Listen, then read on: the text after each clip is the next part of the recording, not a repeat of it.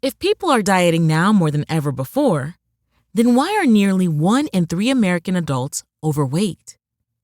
Dr. Gundry, who's helped thousands lose weight and feel younger and healthier than ever, says most people are not getting enough fat-burning MCTs from their food. MCTs are a special kind of compound that instead of turning into fat when you consume it, turns into ketones, which is a chemical that breaks down the excess fat in your body. So, by getting more MCTs in your diet, you essentially flip a switch that puts your body in caloric bypass mode, which can flush out excess fat and calories. And he's created an easy way for you to activate caloric bypass right at home. It's called MCT Wellness. This powerful blend of fat-flushing MCT powders and antioxidant-rich polyphenols is designed to help you unlock your body's fat-burning, energy-producing potential. What's even better is that it's a delicious drink. I love how incredible it tastes. All you do is add a scoop to water, enjoy, and watch as you start feeling slimmer and more energized. So, if you want to experience a quick, easy, and effective way to melt pounds fast, go to GundryMD.com/energy and order right now to get up to 53% off your regular price order with a 90-day money-back guarantee. Again, that's GUNDRYMD.com/energy. What's the easiest choice you can make? Window instead of middle seat? Picking a vendor who sends a great gift basket? Outsourcing business tasks you hate? What about selling with Shopify? Whether you're selling a little or a lot, Shopify helps you do your thing, however you cha-ching. Shopify is the global commerce platform that helps you sell at every stage of your business. From the launch your online shop stage to the first real-life store stage, all the way to the did we just hit a million orders stage. Shopify's there to help you grow. Whether you're selling scented soap or offering outdoor outfits, Shopify helps you sell. Wherever and whatever you're selling, Shopify's got you covered. Sign up for a $1 per month trial period at shopify.com/try. Go to shopify.com/try now to grow your business, no matter what stage you're in. Shopify.com/try. The 3 Down Greencast is brought to you by the Pile of Bones Brewing Company. New taproom now open at Sass Drive and Cameron in Regina. Check. 1 2 1 2. Is this thing on? Is this how we do this? It feels like is this. Hello, John. Is this Hello? working? Hello. Testing. Joel. Hello. Hello. Seems Hello? everything's working. This is how we Let me just blow podcast. the It's been a dust off while. my microphone. There we go. It's all shiny and new and stuff and ready to go after not being used for months. Absolutely, and actually, you may notice a marked improvement in English in the quality of John's voice. Not necessarily the quality of his content, but at least his voice sounds better while he makes horrible points, because John has actually invested in an actual microphone now, rather than using his headset with a little mic on the side that always cuts in and out and sounds a little weird. But yeah, and in fairness, I think you're right to poke fun, because we've been doing this now for 3 years or so, and before that I did 2 and out for 2-ish years, and it finally, I'm like, you know what, I might do this podcasting thing on the regular basis. I guess maybe I should finally get a microphone. yes, and I appreciate that you felt I was worth it and not Travis. So. Well, in fairness, it has been a very long time since Travis has bought me a beer, so it's just more recency. It's a lot of recency bias as well, too, there, Gas. Whatever works there. Anyway, welcome to the 3 Down Greencast. Joel Gasson with John Fraser as usual. And yes, we decided to record this week on the internet's only breakfast sandwich podcast. Yes. As John's been introducing me to some delicacies in life, I guess. He noticed something in a picture I posted on social media, on Instagram and Facebook in the stories section. I got a big order from the Paperback Beverage Company.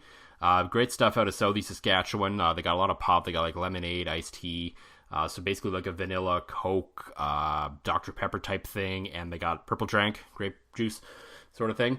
That's a great name for grape juice. That's how it's called. He calls it atomic grape, but I mean, really, everyone calls it purple drank, right? It's that's true. I mean, and I'm glad that has been cleared up for our listeners, because if you ever told me you were on the purple drank while doing a pod, I would be a little concernicist, just a touch, just like, hey, you okay there, bud? Like, you doing fine? Like, I know, like, I usually get a buzz on during this podcast, but I've never done it during purple drank. Mm-hmm. Anyway, so through that, I also got a little bottle of hot sauce, which is really good, and a big old jar of mustard that just came out. Oh, grainy mustard. Can't go wrong. It's got a little kick and a little spice to it, too, which is really great. So anyway, John sees this, and he texts me, and he says that this will change my life in terms of breakfast sandwich. Of course, I've had lots of mustards in the fridge for years, but I mean, who goes around posting pictures of mustard to Instagram normally? That's 2020 for us. The CFL exactly. has disappeared, so we're all about the mustard posts. Yes, mustard posts and breakfast sandwiches, because I mean, breakfast is the most important meal of the day, right? It is. After your evening nightcap. Right. That is, as a father of two that works in the car business, I can tell you that is the most important meal of the day. We've podcasted since I switched jobs, haven't we? Yes. Yeah, of course. Okay. I think so. Yeah, I don't know. When did you change again? Like a year ago? No, July the 6th. Then yes. Based on Skype, where I saw, because I opened up Skype to do this podcast, right, and I was like, has it really been that long since we've recorded? And yeah, it has been. But yes, it was after July 6th was the last time. Okay. So everybody knows I'm all Toyota all the time now. Okay, perfect. Yes, so exactly. Go on. Breakfast sandwich. Post the picture. The delicious mustard. Yes, back on track to getting us onto our topic that is off track of what we're going to talk about anyway. So we're off one track, onto another track, but off that track. So, right, if that makes any sense. Follow along, everybody. Mm-hmm. So I post this picture, and it's got the mustard in it, and John's like, you have to do this breakfast sandwich, it will change your life. It will. It will absolutely change your life. And so I said, okay, we got our plans for this weekend. I'm going to test this on myself, by myself during the week, before subjecting Jenny to it in case I don't like it. Right, and that's what a good, noble husband should do. Experiment with the dangerous sounding breakfast sandwich combination that his friends suggest to him. That's the especially you. It's fair. It's I wouldn't normally follow my advice either, but this is a thing I'm passionate about. It's how I need to know, Joel, before I give the recipe for the breakfast sandwich. Did it change your life? I don't know if it changed my life, but I think my ratios were a little off, as I was telling you, so I think I need to work on it a little bit. Right. I need a little more mustard, a little less avocado, because like I have like this big bag of frozen avocado from Costco in the fridge, so I always end up taking out way too much and defrosting it. Smart. So I just put it all in there, and then it's like, it's too much avocado to egg to meat, and I actually forgot to put cheese on it. So there was just a whole...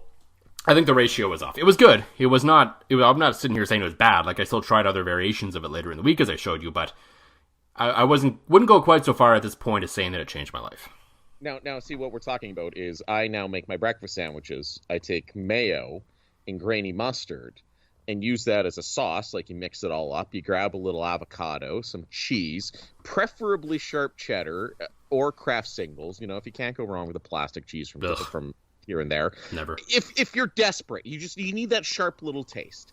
So you get your avocado, you get yourself a couple of eggs, and you get your protein of choice. Personally, and I hope this becomes some sort of a meme, I love sausage over bacon, especially when we're talking about this. But the grainy mustard spicy mayo combo, that will change your life on a breakfast sandwich. The way that eggs and cheese pair with spicy mayo, my mouth is salivating.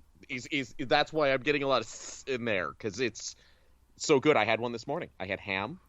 I didn't have any avocado, but I had ham, I had cheese, and I grilled the ham first. Then I made my grainy mustard spicy mayo blend. I need to go find the stuff that you found with the purple drank and the spicy mustard, because I am almost out of my own grainy mustard. But like, that's my weekend now. It's just what I do. It's just, and actually, variation yesterday. Lacey had made, I don't know where she gets the sausages. It's not like the sausage disc. It was like the individual, like, finger sausages. So like breakfast sausages. Breakfast sausages. But they had, like, they must be from Costco. See, everything we buy is from Costco. So I'm sure you can find it at Costco, and I'm sure anybody listening will go, yeah, those are the ones from Costco, I know. They had a little mapley taste to them, and I thought that might mess with the ratio, but it actually worked. So don't be afraid of a sweeter sausage to put in your mouth. Okay. I had to. And all jokes aside, I actually will agree with you. Wait, what? So I was when we're talking about when we're talking about breakfast sandwiches, like I love bacon. You know, you buy the Drake's meat bacon at Costco, where it's a slab of bacon. You cut it up and it's amazing. That bacon is amazing as bacon on its own. Maybe because I don't own the proper equipment to slice it really thin to make it good for a sandwich. It's not always the best in sandwich. It's still tasty. It just doesn't get as crisp as you'd like because I always cut it too thick. Fair. But when I'm ordering a breakfast sandwich, or if I have the opportunity to make a breakfast sandwich, I do prefer sausage over bacon. Especially like a good, like sort of breakfasty, like there's just something in the seasonings depending on how it's done. To me, can be better. Like bacon's amazing, but bacon flavor, generally speaking, is bacon flavor. There's a lot more variation in sausage, if you catch my drift, sort of in the different flavorings. Like, so if we're going like standard run-of-the-mill sort of fast food breakfast sandwich, you know the one I'm talking about. I know exactly what I order the sausage one with it because I think the sausage is a little juicier. It adds a little extra to the sandwich, because basically every fast food breakfast sandwich for some reason doesn't come with sauce on it, and especially at that one place that's everyone in Canada loves but I don't, they're extremely dry, I find, because of it. Yeah, and see, it's funny, I've at the place in Canada that used to have good coffee but now has terrible coffee that everybody loves, and for some reason has made it a Canadian identity thing, although I find that less and less these days. I've switched up by getting the bagel with the bagel bread, just a plain bagel, because it's like the moistness of the bagel almost gets away from the fact the sausage is dry. But again, normally I want to buy and actually I think it was a Costco purchase. No, this was a Walmart purchase. I don't know why I bought meat from Walmart. I really was gambling with my life. You were. That's really strange. Chances are they were made entirely with the worst parts of the pig. But yeah, buy something from Costco if you can. Or like a good local producer. Well, yeah, but that's the one thing. We talk about Drake Meats. I mean, obviously Drake Meats from Drake, Saskatchewan. You know, Costco usually carries that. Like, it's I can't go to Costco hungry. Not anymore. But back in the day, you know, before COVID, when you could go kind of around lunchtime and have all the samples as your lunch, you could do that then and go hungry. Exactly. But now you go hungry, and I find myself, and it's a small impulse buy, but always the Drake Meat summer sausage. Oh, I wonder if I could fry that up and put that on the sandwich. Easily you could, yeah. That's the next time I go to Costco. I'm off work on Tuesday. Wonder if I could do that. I'm now getting breakfast sandwich ideas because that's the life I live now. That's where we are, and I mean that's basically what the CFL has left us to talk about is breakfast sandwiches and other nonsense. So really, well, especially too, as a quick aside, what is the CFL doing? Not you got to keep somebody employed there to tell some stories, right? Like how do they not have? And I get it. I used to get this argument. Like I actually argued. And this is probably why I'm blacklisted by the National Lacrosse League, but they wanted to ban us from ever talking about the guys' side gigs. The fact that these guys still had full-time jobs. And I guess you don't want to give the perception your league isn't professional, but following Sean White on Instagram, he's always posting stories of he's in safety rescue. He's working night shifts. And he's working with cranes. What? I don't know what the hell Sean White is doing, but it looks cool. And it'd be cool to hear about. I mean, literally, when you watch curling, they put their professions in the crayon and the graphic saying who's throwing the rock. That's exactly it. I mean, now it's all mortgage broker, mortgage broker. But there was a day when it was beer store manager. That still is Glenn Howard. That is still Glenn Howard, but yeah. Beer store. Yeah, well, he manages one. He doesn't own one, but he manages one. Yes. I think he actually bought himself one. Correct me if I'm wrong. I should I know don't this. think that's legal in Ontario. Right. Or either way, Glenn Howard is a beer store bigwig, and that's exactly what they could put on his thing. And like, I don't think there's any harm in it. So you think No. the CFL, like, okay, maybe you don't want to tell the like really like the ones that you're like, really, this guy's driver skip the dishes, but like, I'd like to know what the hell some of the players are doing. But they laid literally everybody off for the teams, for the league. Nobody's working. Nobody has a clue. Like, they're just throwing up, like, I swear somebody went into Hootsuite and was like, okay, what shitty poll should we put up this week? Who's the best wide receiver quarterback combo in the league right now? Guess what? Nobody. Because you're not playing. Yeah. Have I ever gotten this angry before we've talked about the beers we're drinking? I don't think so. I don't think you've ever gotten that angry without me even really setting it up or asking you a question about it. You just kind of went there on your own. Well, and in fairness, I didn't expect that anger to come.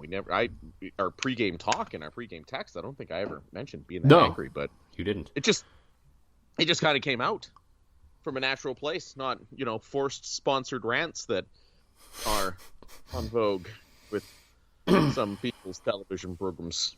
Anyway, moving on. Moving on. Because, you basically have cut my transition away, because I was going to say, what goes really well with breakfast sandwiches? Beer. And then you had to go get angry, so thanks, John. Well, I really effed this up. I'm sorry, Joel, because that, that is a good transition, because you're not lying, because everybody says the go-to, like, in the morning is, like, and another aside here. Oh, here we go. When you're on, like, a family, or you're at an event, like a bonspiel, or, it's one of those weekends where it's kind of okay to have some alcohol before noon.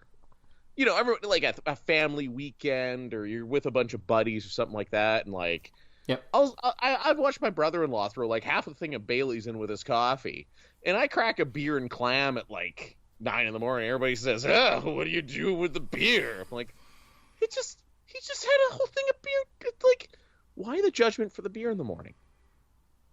I don't know. Like, I mean, you're right. There are situations. I mean, if you're at, like, a cottage, or, as you say, like a bonspiel, or you're golfing, right, you're in some kind of tournament early in the morning, like, yeah, there are scenarios. I mean, I'm not going to open up, like, a 9% double IPA, but, like, a nice Radler or a Session or something to start the day. Yeah, nothing wrong with that in those scenarios. Well, absolutely. Or a cold brew Americano from Pile of Bones Brewing. Oh. Where you get your beer and your coffee in one. Those were, like, a lifesaver during the Saskatoon men's bonspiel last year. I tell you what, those were the morning brew. But, like, it's just funny that, like, coffee and Bailey's or a little whiskey in the coffee, everybody's like, oh, rough morning. But you crack a beer and everybody's like, whoa now there, bud. Huh. You sure you're okay there, man? Like, dude, like, I don't like coffee and Bailey's. I just want a goddamn beer. I mean, which would I think you just need... Sandwich. Yeah, you maybe just need to hang out with different people, because I can't remember that ever happening to me, so... This is why we're friends. This is why we're such good friends. Anyway, speaking of beer and breakfast sandwiches, John, we've kind of gone through this already before, off the topic, off the air, off whatever we call this thing on the internet. Right. What's in the glass this week? And this is one that I've been meaning to try for the longest time, and I don't know why I haven't. I don't know either. It is, like, it's just one of those. I've never really thought of it. I know you and I have both talked about how good it is. They post about it on social media all the time, but it is Rebellion Solo Crush, and it is like everything I've dreamed of. It's you know how we talked about the Golden Crush that I like in the summers. Kind of that you can still get that hoppy, bitter taste with the under 6-7% alcohol. Like a really good breakfast beer, right? This would be a perfect breakfast beer. I think this is even smoother than Golden Crush.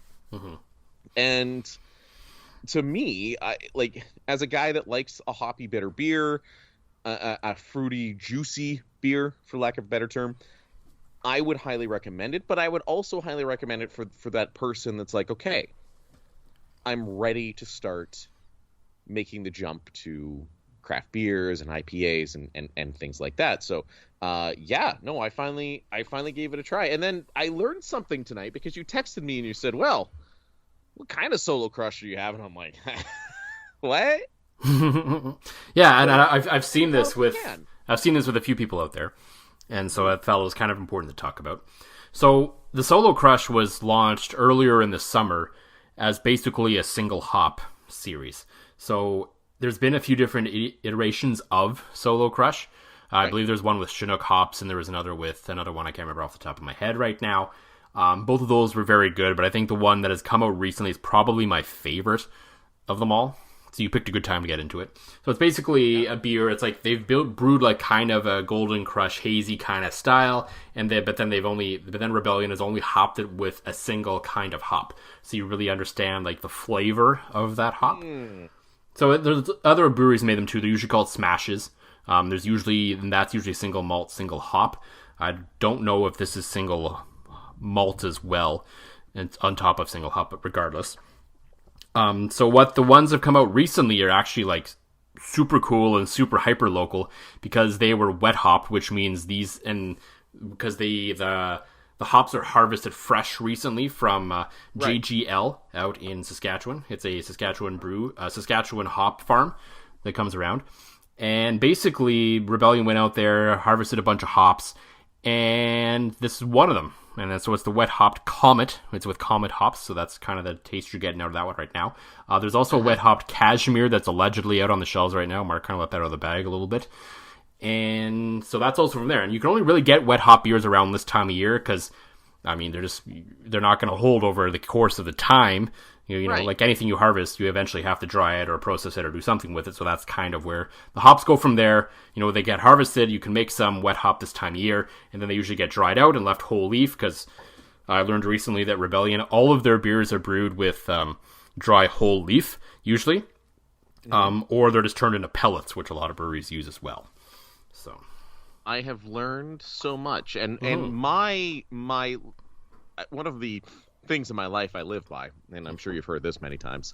If I've learned something today, that means I can get drunk. So the end of this podcast could get interesting. But for the record, I happen to be drinking the same thing. That's why I didn't really say much about it. Right. And instead you actually like I think I learned more about beer in like that minute of you explaining it than I've ever learned. In fairness, I stole a lot of it. I listened to earlier to the Rebellion podcast. Their social media guy, Matt Barton, and Mark Heisey was on this week, of course, the president and co-owner of Rebellion, talking about kind of their fall beer lineup, and there was a lot about the wet hop series in there, which is kind of interesting to listen to. So that's kind of where I picked up a lot on that, so you can check that as well. And also, coincidentally, as the day we recorded this podcast on Sunday, Rebellion has also put out, there's going to be an event online through Facebook Live, where you'll be able to have a virtual beer tasting with Rebellion Brewing's Mark Heisey. So they're going to be going through their hoppy beers. If you're in Regina, you can go to the tap room and pick up the special 4-pack that will feature the 4 beers that will be tested during this virtual tasting. That is, of course, John's favorite Rebellion beer, the Hazy IPA. Yes. Though I think they should make a Hazy IPA as well after Mark. I would say that I think you just gave them their next brilliant marketing idea. Absolutely. And you should sell that to them. Patent pending. I'll have to work on that. The Wet Hopped Comet Solo Crush, which is, of course, the one John and I are drinking right now, and the Wet Hopped Cashmere Solo Crush and their Core Zilla IPA. If you don't want to buy them, you don't have to. You can still tune in and watch online. Apparently, Mark's going to be answering questions later as well, which is always fun. So if you're really interested in those beers, you can go ahead and watch that 7:30 on Thursday. See, I work late on Thursday, so I wonder if the good thing about Facebook Live is you can go back and watch it later. You won't get to watch it live, but no, I was more thinking just watching it work and bringing beers to work. Yeah, that's kind of what I was thinking. You know, that's exactly what I was thinking. I also realized the cans I'm drinking, the timestamp on them was my birthday, so it was destiny that I had the Solo Crush with the wet hops that were canned on my birthday. Absolutely, it's a win-win. These are these things I notice when I don't have football to watch, Joel. Yes, because today's days are over, and we'll get to that in a little bit. Because one of us is feeling pretty good about their team and some of their players, the other is not. And we'll get to make fun of that. Yeah. Yeah. Why do I do this to myself? Why do it like legitimately though? Like, I wish I could go back in time to like an 8-year-old John Fraser and just slap the shit out of him and be like, why do you like such shitty teams? Because let's face it, until recently, all of my teams sucked. And in fact, one of them disappeared for a decade. So that's, I guess people that might not follow me on social media might not realize it. For me, it is the Boston Red Sox, the Winnipeg Blue Bombers, the Minnesota Vikings, the Winnipeg Jets, and the Toronto Maple Leafs before that. And of course, like, my casual interest in baseball has always been the Toronto Raptors, but Basketball. that means did I say baseball twice? You said baseball. Yep. Right. Okay. I'm now in my third solo crush. That might explain it. But that's a whole lot of not winning. Mm-hmm. Like, the past couple years haven't been as bad, but yeah, let's. I don't want to. So we're just gonna let John stew for a little bit about this before. Thank you. We're just gonna punt down the road a little bit on this one. Also foreshadowing.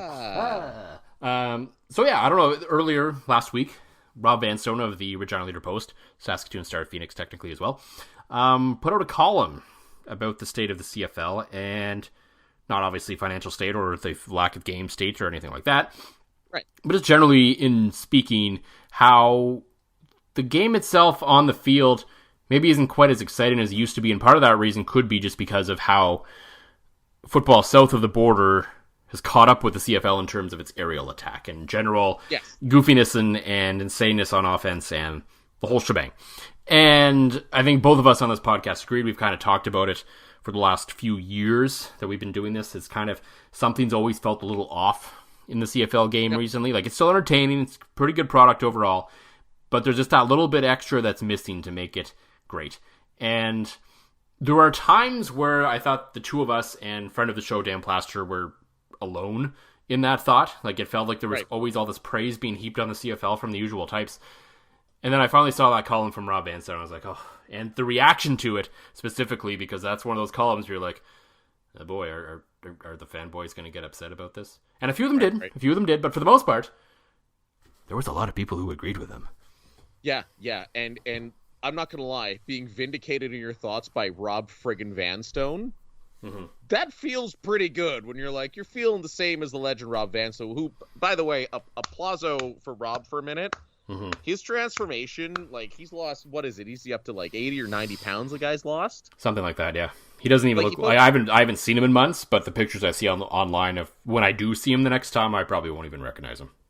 1,000,000%, right? Like, I almost feel like I have to study the new slimmed down Rob Vanstone photo just so I could recognize him these days, because I remember him from obviously his days when you and I were all covering the Riders alongside the legend Rob Vanstone. But yeah, I'm not gonna lie, it felt good that people are kind of coming out of the woodwork and being like, yeah, you're right, there is something going on with the football, and you and I haven't been alone on an island. And although I'm completely, and with some of my bad takes, I'm completely okay with being alone on an island. It was just that's not new to you. Nice. No, absolutely not. But it was just nice to know that, okay, I'm not the only one seeing this, and a lot of the excitement is gone. You mentioned the NFL catching up, and you and I are just big-time football guys. I cannot, like, when the XFL's out, I'm going to watch the XFL. I am going to watch as much football as I can. But despite being a parent of two, I've kind of done a good job of, like, finding ways to watch more and more NFL this year and not just have my fantasy team interests. And there's been there's the NFL this year and even last year. Everything you'd expect of the CFL in its heyday, the miraculous comebacks, the aerial attack, the goofy plays, the surprise, the trick plays, that's all there right now. As you mentioned, it's caught up, and you're not seeing that as much in the CFL. And that could be problematic for the CFL. It is still a very entertaining product. Let's never deny that. And I do think that the CFL's inherent timing rules will always give it an advantage over the NFL. I don't like the fact that there's a cloud of dust and you run 3 yards and you can grind out most of the clock. I still don't. I love all football. I don't like that, but yeah, the CFL. We've been saying this for a while. The CFL needs to do something to bring back some of that excitement because you watch college ball, you watch. At first it was just in college ball, and now it's in the NFL. And watching all day today, and watching that Tennessee Houston game today, and watching the Philadelphia Eagles all of a sudden make a game out of it against Baltimore. Indy coming back, like that Indy comeback, they were down 3 scores, 3 touchdowns. Yep. You never used to see that in the NFL. That was a CFL only thing, and it's like you're right. Suddenly no lead is safe in the NFL. So what does the CFL do now to bring back that exciting brand of football? Yeah, and that was the interesting stat that I learned today watching NFL Red Zone was that's the greatest channel in modern history, by the way. Yeah, just phenomenal broadcasting by Scott Hansen too. On top of that, but that's a side note for broadcast nerds. Oh God, he's just, the talent he has is just amazing to pull that all off. Regardless, so this was again week 6 in the NFL, I believe. And every week so far, including this week now, because of course the Colts came back on the Bengals, every week so far, at least one game where a team went up 16, they ended up losing that game. Yeah. Most of those involve the Atlanta Falcons or the Detroit Lions, but regardless, that still happened in all 6 weeks in the NFL calendar this year so far. Yep. Now, we used to see happen. No, never. You could get in the NFL, used to be you're up 10, the game was over, basically. And so now that's slowly shifting. A little slower. And just in the NCAA, it's always been weird like that. There's always weird. You get 18, 19, 20-year-olds playing sports. Weird things happen all the time. So that's not quite as new there. But the pace of the NCAA games really gets me. And yes, I know the games take 4 hours. And, side note, as you say, to me, there is no perfect brand of football right now. The CFL has some things to work on. I think the NFL would be better if you couldn't grind. As much as I enjoy watching a team get the ball back with 6 minutes left and never give it back because there is an art and to that, and it's amazing. I understand why that is not entertaining to the average fan.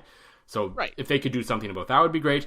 And I think the NCAA reviews have gotten out of control and the halftime's way too long. The fact that it takes 4 hours to play a game is insane. So absolutely. I can see that there is flaws in all 3 games. So this isn't just let's pile on the CFL. American football is amazing. All 3 are flawed in one way or another. If you can combine all 3 games into one, that's where you would have the perfect football game, in my opinion. Because certainly. One thing the NCAA does really well in terms of their play, commercial breaks, halftime, reviews, and all that aside, the actual gameplay, when they get going, when you see the pace and you see them get going, sometimes I'll watch a few games on Saturday in the afternoon where teams are making plays every 20 seconds and you watch the NFL the next day and you're like, damn, this is slow. Like it just feels so much slower. Right. Like they get that gas going and then that just, because in the rules there and down south, it's a running play clock. So the ref puts the ball down, gets the heck out of the way and the next play is going again. And that tires down defenses and that creates more first downs and more flow and all of that. So you're seeing that in the NCAA.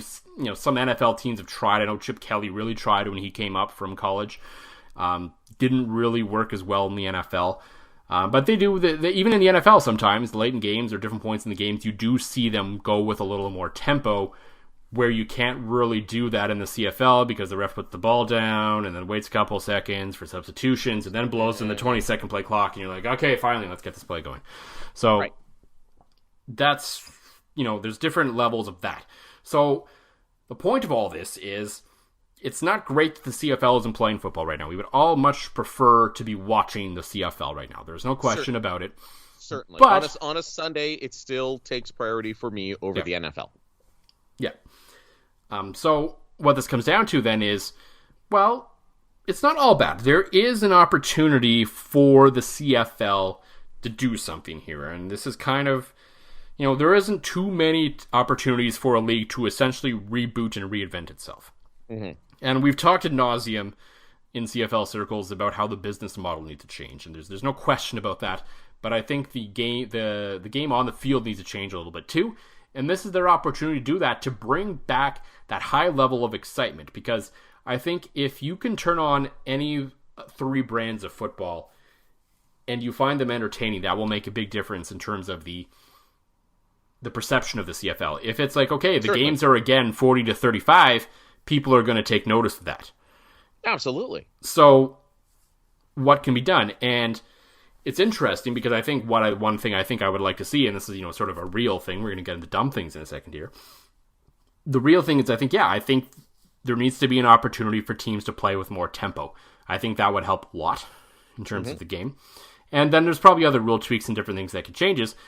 And it all comes in the interesting thing, and I wrote a piece about this on 3downnation.com that will appear on the website eventually. Mike from Podski Wee Wee, a Ticats podcast hosted here on 3Down Nation by, of course, Mike and Josh Smith. And Mike was talking to a guy who said he didn't watch the CFL because there's too many punts. Fair. He's not entirely wrong. And to a certain degree with 3 downs, there's not a whole lot you can do about that at times. There is going to naturally be more punts than a game with at least 1 extra down per drive. There's no question about that. But it doesn't mean we can't try to reduce the number of punts. I'm all in on this idea, by the way. Yes. So, as my brain does, I went off on a weird tangent. Because short of moving the game to 4 downs, which would cause riots within CFL circles, so I didn't go there. Justifiably so. I am a big fan of keeping it to 3 downs as well. I do like 4 down football, but I understand why it's 3 down, and it'll stay that way, and it should stay that way. That's where I'm just going to leave that. I came up with ideas where I thought, okay, this is what we could do about punting in the CFL. One of them, I'm going to admit, we'll just open with this when I straight up stole this from Ryan Nanny over at Banner Society.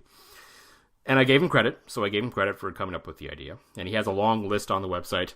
I do link to it in the story of why this is a really good idea and all the interesting. It's a well thought out piece for being a dumb, bad idea timepiece.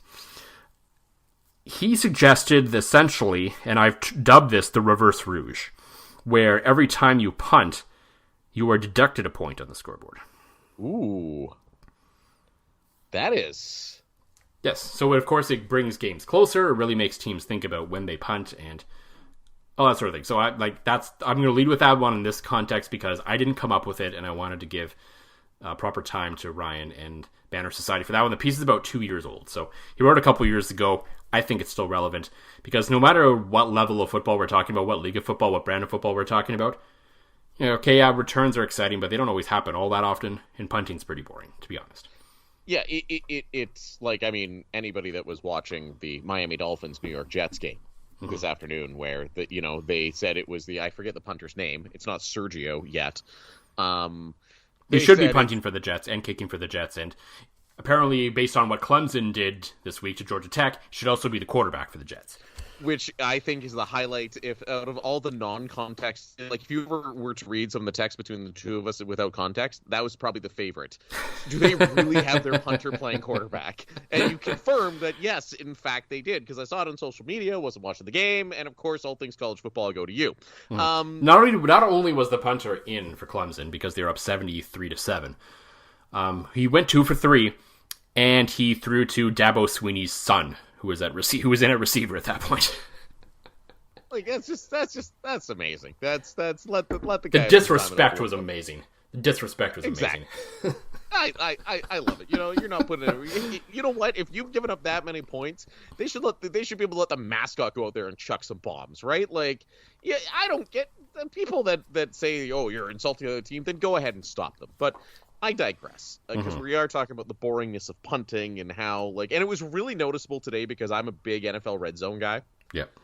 And I make a point on my Sundays. I kind of bang out the honey-do list as early as I can, so by noon, 1 o'clock, I can just sit down, throw on Red Zone, and boom, away we go. But the problem was this afternoon there was only 2 games on, and yes, in the late window there was 2 games, and they were both dogs. Yeah, and watching the Jets punter just over and over and over again brought me back to this point. Now, I was thinking, in context, as you and I were talking about this earlier, I think, especially in 3 downs, the reverse rouge might be a bit too harsh. Yeah, I don't disagree. But I thought to myself, what if you allow an unlimited number of punts from within the 20? on each side. Okay?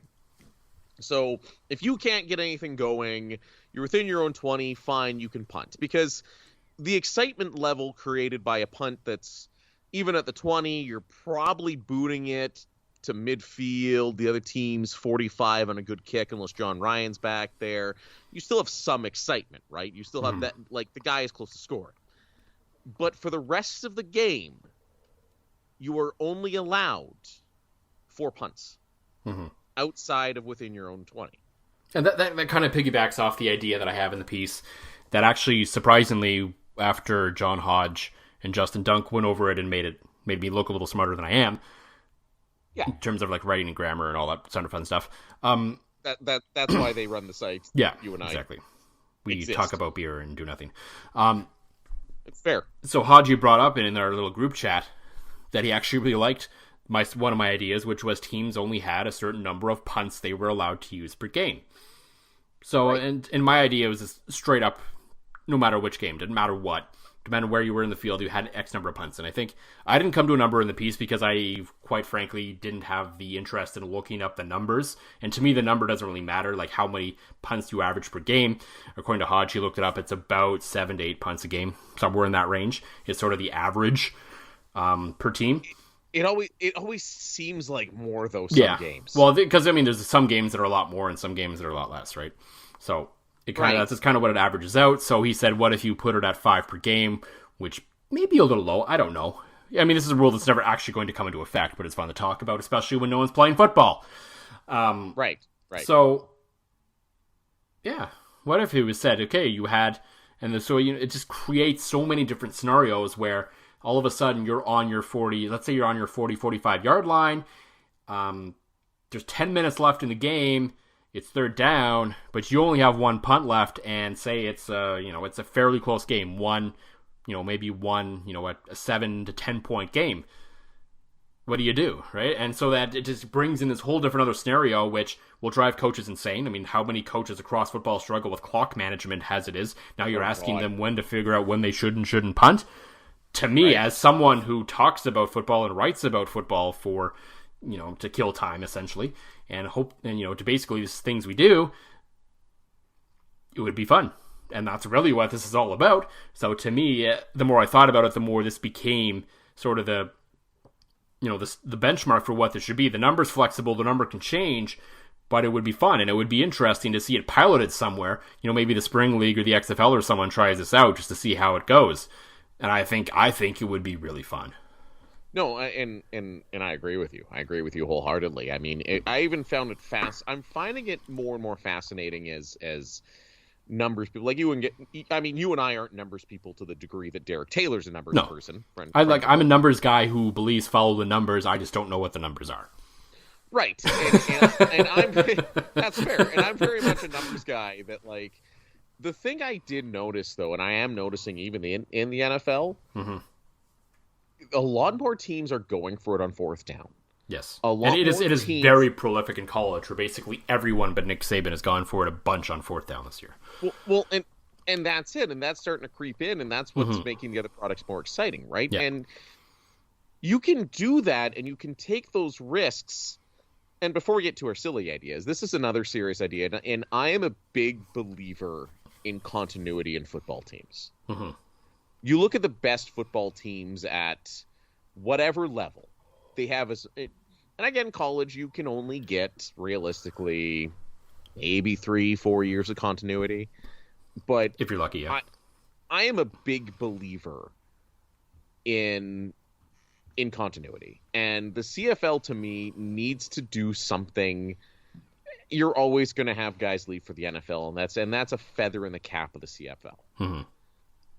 But you shouldn't be in a position where guys are leaving to become cops, where, you have so much player movement.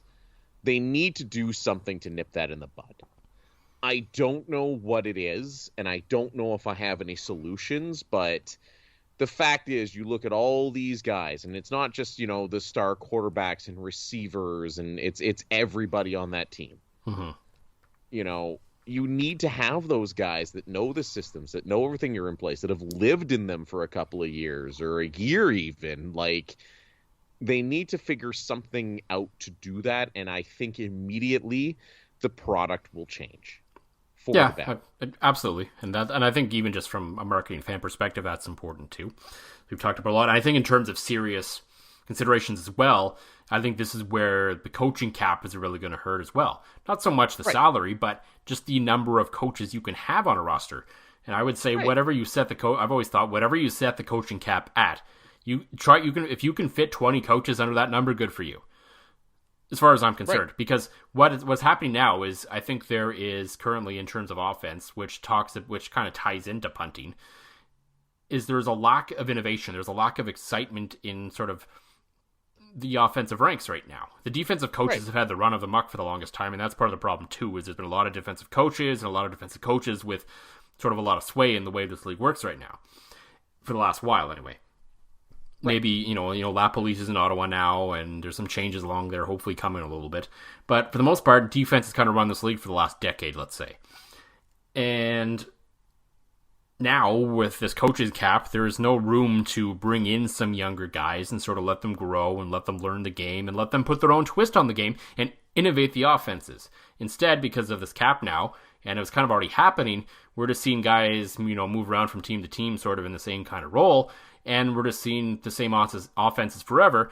The defenses have continued to evolve a little bit, but the offenses haven't. Most of the teams, no offense, we talk about Paul Lapolice being sort of the top offensive mind in the CFL last year. Well-earned, well-credited, very good at what he does, but he's the closest thing to a guy that's really innovating, and he's still not doing anything that's all that different. But we've seen the game down south evolve. We're not seeing the offense evolve in the CFL in any sort of way. It's not doing anything they haven't been doing forever. It feels very plain, very safe, very sort of the same, really, across a lot of the teams even. And that's not helping the game. Well, and if you go a level deeper there, Joel, you look at most youth sports football programs. Yeah. They're paying one guy. That's the head coach. Mm-hmm. So you still have, you could have the most brilliant offensive mind out there. Maybe volunteering at a high school or in junior football or something like that. And he's stifled by the fact that he's got a full-time job to run. He can't wholeheartedly commit himself to his craft because, he's at the second best level and just not getting paid. Like, it's, money talks. And I think that goes back to a tweet. God, I forget who had it.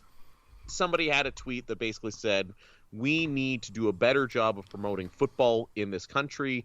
And I know it's a tough time to talk about adding more dollars to things, but Jeff Reinbold had a really good interview on the Rod Peterson show about it. I watched that live. That was a really good interview, and he was really passionate and really strong and had all the right ideas, and he's American, so even he's figured out while a lot of Canadians haven't. Right. Oh, certainly. I mean, if you have a conversation with Jim Mullen or follow Jim Mullen, the president of Football Canada's Twitter feed, you can see that, there's a high level of frustration with Jim and trying to grow the game every single day, and it's not for any lack of work on Jim or the board of Football Canada's part, right? Yeah. That was Jeff Reinbold. Sorry, I meant to. Yes. Yeah, I just it slipped my mind who did that, and he was on Rod's show, and I haven't watched the full interview, but I mean, it's really good. I will give that a watch. The basic point of what you're trying to get was he said the line where it's basically you don't cut to a profit, you should grow to a profit. Yes. So, absolutely. And that applies in terms of just, the quality of the product on the field as well, right? Where you're if you're limiting salaries in terms of players and coaches, that's just not going to make the product better. No, you're absolutely right. So anyway, punting. The final idea I had, which basically takes the decisions out of coaches' hands, as soon as you get over midfield, you can no longer punt. And that includes even if you get, say, to the 50, you get just over midfield, you take a 5-yard delay of game, and you're back on your 54. No, sorry, you don't get to punt now. As soon as you cross over, even if you take, 30 yards of penalties and go all the way back, you still can't punt because you cross midfield, because you have to stay one step ahead of the coaches, or else they will take a delay of game on purpose to get back on the other side of the field. Or they'll take a Joe Flacco sack of minus 32 yards. Exactly. Let's not forget that. Mm-hmm. You're right. I'm a fan of something that, because I get it. Coaches don't want to rock the boat because that's their livelihood. Mm-hmm. You know, you don't want to be the guy who's known for going it all the time on third down that costs your team 2 wins of the season. All of a sudden, you don't have a job. I'm a huge fan of that idea. Just take it out of their hands. Boom. You can, as soon as you're past X. Now, to me, I would go even further. I would make X the 40-yard line. Fair enough. I mean, there's a number in there, but yeah. Right, but I think it's a great idea. Also was a great idea recently. The Atlanta Falcons finally fired head coach Dan Quinn. And it seemed that they really did not like Dan Quinn. Because now we get to torture John a little bit as the Atlanta Falcons came out and beat the Minnesota Vikings this week. And then on top of that, just to add it to John's misery, John, if you don't know, hasn't really been watching baseball this year because he's been really mad about the Mookie Betts trade. And then Mookie Betts was amazing for the Dodgers in the playoffs and the NLCS and all that sort of thing. And they're on to the World Series now. I'm sorry if you're recording that. Spoilers! Spoiler alert! That doesn't happen in sports. It's okay. Today was not a good day as Kirk Cousins threw up 3 interceptions, and I continue to hate him and hope that Clemson... You like that? Right. I don't like that. But there is one bright spot, Joel. There is one bright spot. In the 3 Down Nation Fantasy Football League, I am currently kicking Justin Dunk's ass. And this is the first time in my life that I can confidently say I'm doing something better than Justin Dunk. And it will be it's all because of Travis Henry. See, so here was my draft strategy. No one cares, John. No one cares. Save big at Menards. Discovering the perfect paint for your home has never been easier with Zinsser Smart Coat. Plan smart with interactive tools at smartcoat.com. Buy smart in-store or online for home delivery. And paint smart with this advanced paint and primer in one. Save big on Zinsser Smart Coat at Menards. America's #1 home improvement retailer for customer satisfaction, according to J.D. Power. For J.D. Power 2024 award information, visit jdpower.com/awards.